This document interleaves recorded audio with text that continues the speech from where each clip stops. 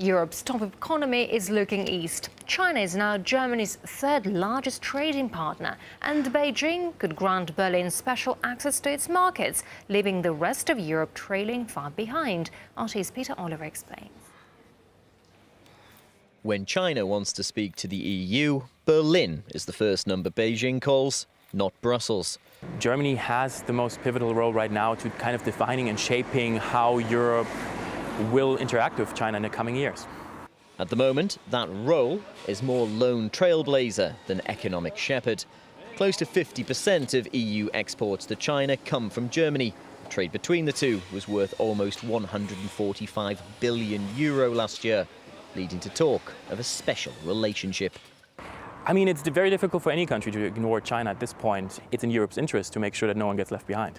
But some of Germany's EU partners have been left behind as they're being battered by Berlin-backed cuts. Austerity is never a solution to a crisis like this. It just made the matters worse. And in that context, German export industry started targeting China as a growing market. It's not all plain sailing between Germany and China. Questions have been raised over which side Berlin is on in a trade dispute over low-cost Chinese solar panels flooding the European market, and concerns Germany is ignoring China's human rights issues in favour of boosting trade. Germany's car giants have grasped trade with China with both hands, and for sports car manufacturer Porsche, it's regarded as one of their top 3 targets. The last 7 years we have a tenfold increase in the cars sold in China, and right now we have a further extension from 56 Porsche centers to about 100 until the next 3 years. We are very happy to have a very broad relationship and customer base in China, not only for us. I think it's true for all German car industry, which is the leverage for having also local production and for the mass producer. The car industry is the driving force behind the German economy.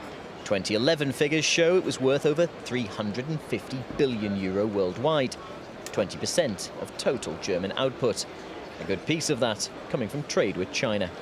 And it's not just that buyers in Beijing are queuing up for German luxury items like this. Chinese companies are already establishing more than just a foothold inside European markets. We already sell a lot of parts to Europe. There's no reason why we shouldn't see more and more Chinese-made vehicles on the roads of France and Germany. Despite the lack of buying power of some of the member states, Germany remains firmly married to the EU. However, it continues to send more than just flirtatious glances towards its trading partner in the East as part of their special relationship. Peter Oliver, RT, Germany.